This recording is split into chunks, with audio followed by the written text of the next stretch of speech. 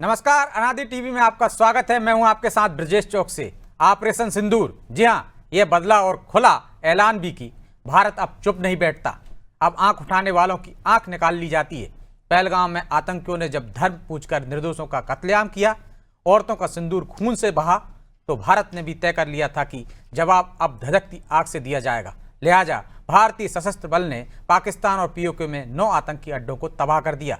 वहां अब सिर्फ मलबा बचा है या फिर राख। जो चलिए ऑपरेशन सिंदूर पर चर्चा शुरू करते हैं, और इस चर्चा में हमारे साथ जुड़ गए हैं हमारे सहयोगी मनोज वर्मा और प्रभु पटेरिया जी। तो प्रभु जी, शुरुआत आपसे करते हैं। आप सुबह से खबरें देख रहे हैं, अब तो पाकिस्तान से तस्वीरें भी आने लगी हैं।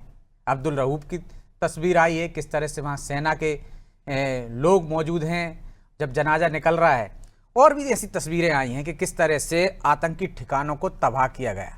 और पाकिस्तान ने इसे बार कहा है, जबकि भारत लगातार कहता रहा है कि जिन्होंने ये कत्लेआम किया था, हमने सिर्फ आतंकी ठिकानों पर ही हमला किया है, किसी निर्दोष पर नहीं। अब आगे क्या आपको लगता है कि भारत यही तक कार्रवाई करके रुक जाएगा या पाकिस्तान का अगले कदम का इंतजार करेगा? देखिए ब्रजेश जी, पहलगाम में जो हुआ था, एक लेफ्टिनेंट जिसकी नई नई शादी हुई थी, उसके सिर पर गोली, उसका धर्म पूछकर उसको गोली मारी। उसकी पत्नी से कहा जाके मोदी को बता देना।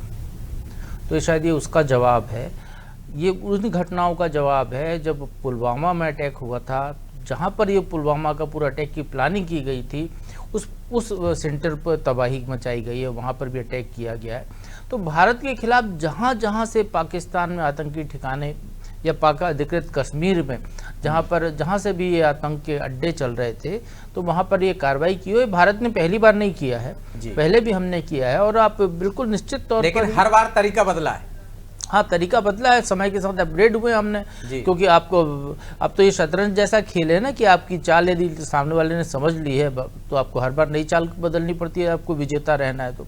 और निश्चित तौर पर यहाँ पर सही कार्रवाई है, ये इजराइल जैसी कार्रवाई है, अमेरिका जैसी कार्रवाई करता था, ये बिल्कुल वैसी कार्रवाई है कि हमारे घर में घुसकर कोई हमारे यहाँ लोगों को मार के चला जाए तो स्वाभाविक तौर पर ये यूएन का कानून भी कहता है कि उसको जायज़ उसको सजा देने का प्रावधान उस राज्य को, उस देश को है। तो हमने उसका पालन किया और बिल्कुल नपी तुली कार्रवाई की है, संतुलित तरीके से की है, आम लोगों को कोई नुकसान ना हो इसका पूरा ध्यान रखा गया। इसके पहले जो हुए थे, यदि हम कहें दोनों अटैक, जो सर्जिकल स्ट्राइक, एयर स्ट्राइक हुई थी, तो वो ऐसी जगहों पर हुई थी जो शहरों से, आबादी से दूर दराज थे। अब ये जो आतंकी संगठन है, इनने कहा कि दूर दराज पर ये कैंप बनाते हैं तो फिर वो वहाँ पर अटैक हो जाता है। तो इस बार उनके जो अब अड्डे जो हैं वो भीड़ भाड़ वाले शहरों में आ गए, कस्बों के आसपास आ गए। तो अब हमने वहाँ पर भी वो बाड़मेर से 100 किलोमीटर अंदर वहाँ पे भी एक नापतुल्य ढंग से कर दी। और एक संदेश है, ये जो एयर स्ट्राइक है इस बार की, ये एक संदेश है कि आप भले पाक अधिकृत कश्मीर में हो, आप पाकिस्तान में हो या और किसी देश में जाकर बैठ जाएं, वहाँ से यदि भारत जैसे देश पर आपके लिए ऐसा षड्यंत्र करते हैं, वहाँ से आतंकी गतिविधियाँ चलाते हैं, तो हमको जवाब देने के लिए हम सक्षम हैं। तो ये एक तरीके से हमने ये बताया है। अब जो आपका सवाल है कि अब क्या होगा, तो हमने ये कहा है कि जो आपने हमारे यहाँ किया था, हमने उसका आपको जवाब दे दिया। जो जिम्मेदार थे उनको हमने सजा दे दी। अब यदि पाकिस्तान की तरफ से या आतंकवादी संगठनों की तरफ से कोई और पहल होती है, कोई कदम बढ़ाया जाता है, तो उसका माकूल मुंहतोड़ जवाब भारत देने के लिए तैयार है। ये हमारे एनएसए ने भी बता दिया है, ये हमारे प्रधानमंत्री के जो कहा है उनने, उससे भी यही आवाज़ निकल रही है, यही स्वर उससे भी आ रहा है। हमारे रक्षा मंत्री जो कह रहे हैं उससे भी यही स्वर आ रहा है, और देश का एक एक नागरिक जो कह रहा है उससे भी यही स्वर आ रहा है। और सबसे बड़ी बात यह है ब्रजेश जी, उमर अब्दुल्ला जैसे जो जम्मू कश्मीर के मुख्यमंत्री हैं, उनका भी यही स्वर आ रहा है। वो कह रहे हैं कि बहुत माकूल जवाब दिया गया, इनके लिए यही जवाब सही था। तो चाहे वो हिंदू हो, चाहे मुस्लिम हो, चाहे किसी भी धर्म के हो, यदि भारत का नागरिक है तो हर व्यक्ति ये कह रहा है कि बहुत सही हुआ है। और ये उनको चेतावनी है कि दोबारा वो ऐसा कोई कदम न उठाएं, फिर ऐसा सोचे भी ना। यदि आप कदम उठाते हैं, तो जो आपका सवाल था, तो इस बार जो जवाब उनको मिलेगा तो शायद दुनिया देखेगी भारत क्या करने में सक्षम है। तो मनोज जी, संदेश तो कह ही गए, जो प्रभु जी ने भी बताया। एक और अच्छा संदेश आया कि देश के तमाम राजनीतिक दल, चाहे ओवैसी हो, चाहे हम कश्मीर से बात कर लें, चाहे विपक्ष के अन्य नेताओं की बात कर लें, वो संदेश भी इसमें गया है। एक संदेश और है, तमाम जो रणनीति थी उसमें भी संदेश छिपा है, नाम में भी संदेश छिपा है और प्रेस कॉन्फ्रेंस में भी संदेश छिपा है। इस संदेश को कैसे देखते हैं आप? देखिए, जो एक बड़ा संदेश है वो ये भी एक जो पिक्चर दिखाई गई थी इस प्रेस कॉन्फ्रेंस के पहले, प्रेस ब्रीफिंग इसको कहना चाहिए, बल्कि उसमें दिखाया गया था उरी, पुलवामा, संसद, अक्षरधाम, ऐसे तमाम सारे हमलों का जिक्र था। उसके बाद लिखा था नो मोर, ऑपरेशन सिंदूर। तो ये बताया गया था कि इस प्रकार के हमने झेले हैं, लेकिन आज के बाद इस प्रकार की कार्रवाई हुई तो अब इसके बाद ये आखिरी हो सकता है। तो जिस प्रकार का आपने जिक्र किया था प्रभु जी से भी, तो अब ये डिपेंड करेगा कि पाकिस्तान क्या उस पर जवाब देता है। तो दो चीज़ें हैं, जो आसिम मुनीर हैं उनके जनरल, वो एक कार्यकाल पहले ही एक्स्ट्रा ले चुके हैं और दूसरे कार्यकाल की वो तैयारी में थे। अक्टूबर में उनका कार्यकाल खत्म हो रहा है और जिस प्रकार उनके खिलाफ सुर उठ रहे थे, तो इस प्रकार से उन्होंने पहलगाम हमले को शह दी, जिसका नतीजा आज हम देख रहे हैं। तो हो सकता है वो अपनी साख फेस सेविंग के लिए एक छोटा मोटा हमला भारत पे करने का प्रयास अगले 24, 36, 48 घंटे के अंदर करें। वो डिपेंड करेगा कि वो कितना बड़ा होता है। अगर वो फेस सेविंग के लिए होगा तो उसी मात्रा में उसको जवाब मिलेगा, और बड़ी हिमाकत अगर करता है, नहीं वो सेना कुछ भी कर सकती है ना फेस सेविंग के लिए। लेकिन ये तय मान के चलिए कि जब फिर सेना के जब कर्नलों के साथ ऐसी हार होती है तो उनकी जो विदाई होती है वो बड़े गंदे तरीके से होती है। चाहे वो जिया उल हक हो कि जब उन्हीं के आम के टोकरे में प्लेन में बम रख के मार दिया जाता है, खबरें आती हैं कि वो ब्लास्ट हुआ, मर गए हैं। परवेज मुशर्रफ देख लिए, 10 साल सेनाध्यक्ष रहते हैं, राष्ट्रपति रहते हैं, कारगिल करते हैं, किस प्रकार से उनकी विदाई होती है। ये अतीत में से कई सारे वहाँ के हमने देखे हैं जो सेना के अधिकारी रहे। तो इस बार भी मानकर चलिए कि इसी तरह का कुछ या तो आसिम मुनीर हिमाकत करेंगे या उनके साथ भारत करेगा, ये इतना तय है।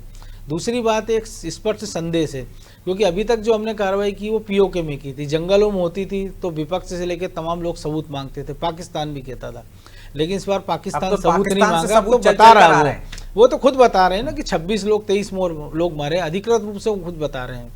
तो ये एक अंतर आया है। दूसरा, सोशल मीडिया में पूरी दुनिया ने देखा भारत के शौर्य के पराक्रम की तस्वीरें। कुछ सेना ने बताया कि कहाँ पहले जो इलाके थे जो उनके हेडक्वार्टर से थे, और ये कहा था आकाओं को बख्शा नहीं जाएगा।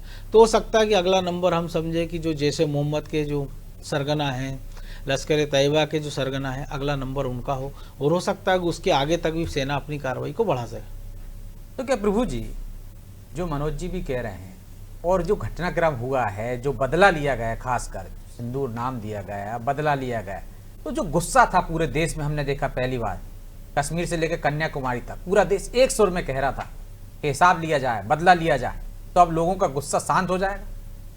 देखिए ब्रजेश, जो मनोज जी ने बताया कि संसद का अटैक हुआ, हम शांत रहे, है ना, हमने जो कुछ लोगों को वहीं पर मार गिराया, उसके बाद हम शांत रहे, बाहर कहीं हमने अटैक नहीं किया। उसके बाद और जो भी घटनाएं हुई उस पर हम शांत रहे। लेकिन उड़ी, पुलवामा और अब पहलगाम, यहाँ तक आते आते हमारा जो है घड़ा भर चुका था सब्र का। अब इंतजार नहीं कर सकता भारत। अब भारत देख रहा है कि दुनिया कैसे चल रही है।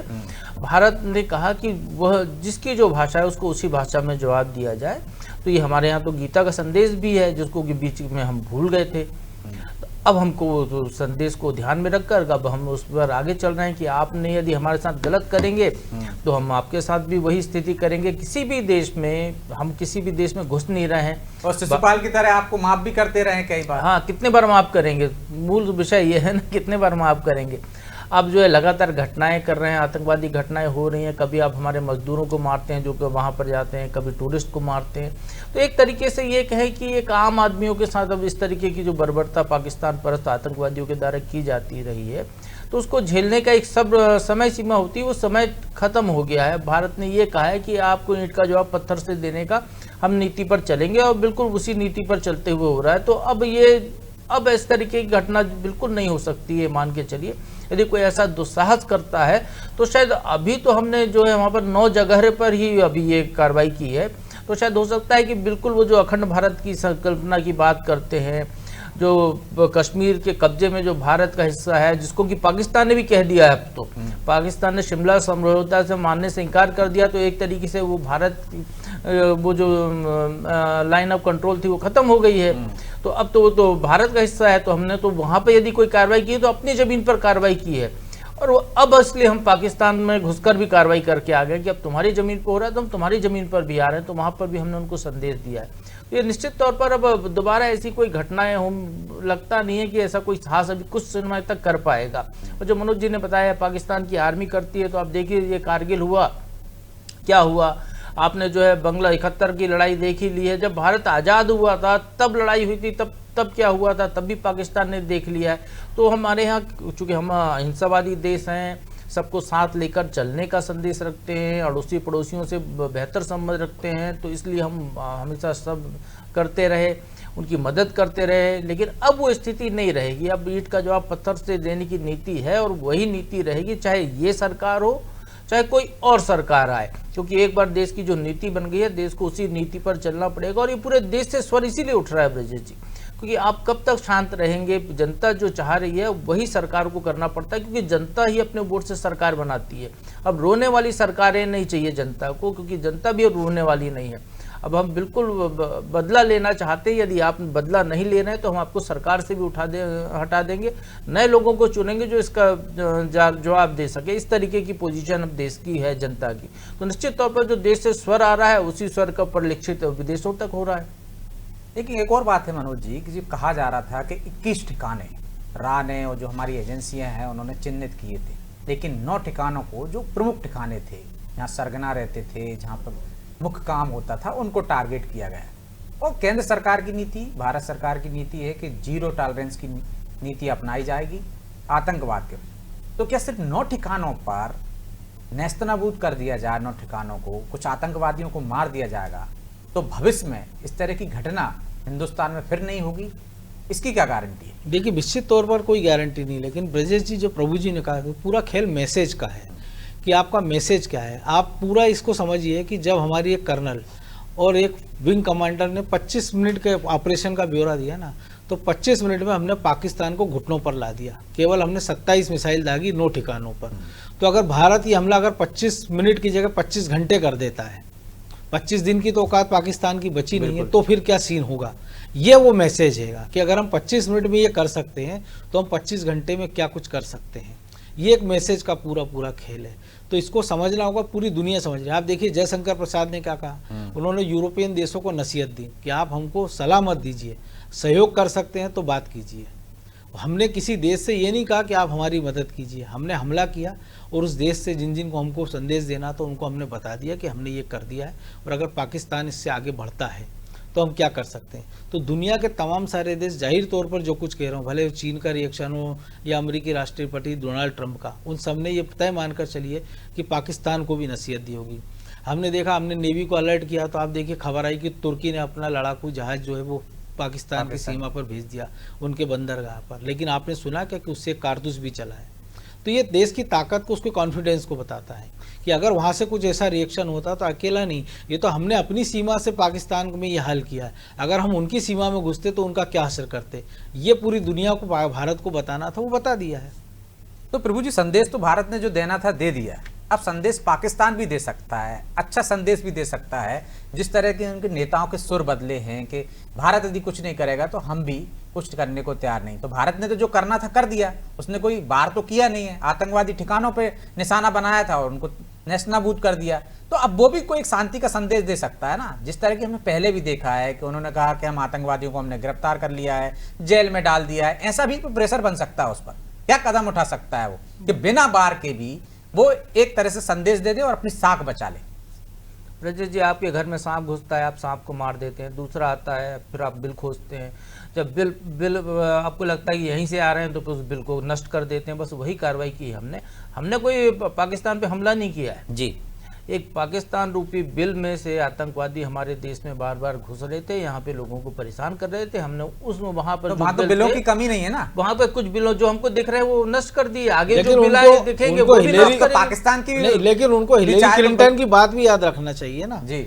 जब उन्होंने कहा था कि अगर आपने आंगन में आप सांप पालते हो तो उम्मीद मत करो कि वो पड़ोसी को डसेगा, वो आपको भी डसेगा। वो पाकिस्तान को डस रहा है ना वो सांप, वो बलूचिस्तान के रूप में हो, टीएपी के रूप में हो, तालिबान के रूप में हो, ये तमाम सारे आतंकी संगठनों के। और ये बार बार पाकिस्तान के नेता भी कह रहे हैं कि हम भी खुद पीड़ित हैं, लेकिन वो उसका इलाज नहीं कर रहे हैं ना। देखिए, सबसे बड़ी बात यह है ब्रजेश जी कि पाकिस्तान और भारत की यदि हम समझें, ये दोनों एक ही देश हुआ करते थे 1947 के पहले तक। अब ये सबसे बड़े दुश्मन है दुनिया के। क्यों? क्योंकि हमारे धर्म अलग अलग हैं।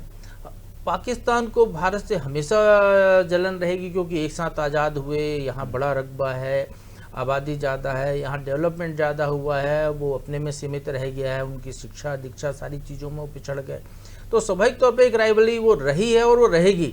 उसका इलाज का एक ही यही तरीका है कि या तो आप शांति से समझाइए, वो यदि नहीं समझ रहा है, उद्दंड बच्चा है, तो फिर उसके लिए छड़ी उठानी पड़ती है। तो बार बार हमको छड़ी उठानी पड़ती है। इस बार हमने जो है बड़ा डंडा उठा लिया, लेकिन हम देखते हैं बार बार पीटने से बेशरम हो जाता है। तो हमको लगता है कि हमारा पड़ोसी भी बेशरम हो गया, उसको कोई फर्क नहीं पड़ता। उसका और भी इलाज है ना ब्रजेश जी, उसका इलाज है ना, कमरे में बंद कर दो, घर से निकाल दो, जेल में डलवा दो, सारे उपाय हैं। भारत को बहुत सारे तरीके हैं। और ये कर रहे हैं ना, पानी से लेके व्यापार बंद किया हमने, पानी बंद कर रहे हैं, और अब हुक्का पानी बंद करने की नौबत आ गई। FATF और दुनिया में भी अलग थलग कर रहे हैं। बिल्कुल, ये हमने अमेरिका से सीखा है ना। जो विश्व का अगुआ नेता है, उसका अमेरिका जो है पाकिस्तान में घुसकर ओसामा बिन लादेन को मार देता है, इतना लंबा सर्च ऑपरेशन चलाता है। अमेरिका कहीं पर भी दुनिया में कहीं पर भी अटैक करके अपने इजराइल ने अपने दुश्मन 24 साल तक ढूंढ के मारे। एक टूरिस्ट के लिए वो जो है किसी भी देश में जाके मिसाइल अटैक कर देता है, ड्रोन से हमला कर देता है, उस पर तो कोई सवाल नहीं उठाता। हम करें तो सवाल उठेगा। तो फिर जब एक देश के लिए जो नीति है वो दूसरे देश के लिए भी वही नीति होनी चाहिए। हमने पाकिस्तान में आतंकवादी नहीं भेजे, हमने पाकिस्तान में किसी से धर्म पूछकर गोली नहीं चलाई। हमारे देश के लोग ने कि जाकर किसी महिला की, पाकिस्तान की महिला को, उसकी आंखों के सामने उसके पति को गोली मार के निकल, तो अपने राष्ट्रपति और प्रधानमंत्री को जाके बता देना। ये यदि आप कर रहे हैं तो फिर आपको जवाब भी वैसा ही मिलेगा। तो निश्चित तौर पर वो जवाब भारत दे रहा है, इसीलिए अमेरिका भी चुप है, इसलिए सारे देश चुप हैं। क्योंकि आप जो दुनिया कर रही है वही हम कर रहे हैं, हम कोई अलग से कोई काम नहीं कर रहे हैं। आतंकवादी आप बनाना छोड़ दीजिए, हम आपके घर में आके बिल तोड़ना, नष्ट करना बंद कर देंगे।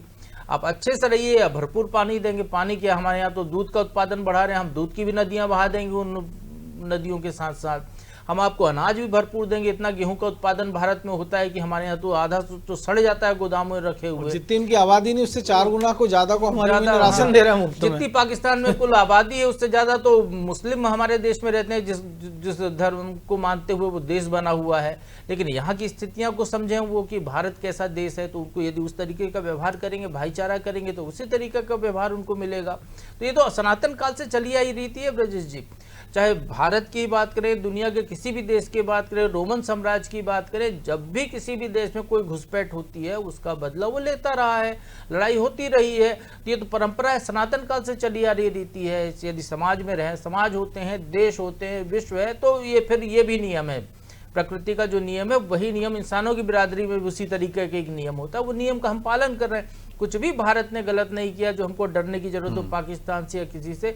हम तेजी से, आप हम पर आएंगे तो हम और ज़्यादा बड़ा हमला करेंगे आप पर, और ज़्यादा सबक सिखाएंगे।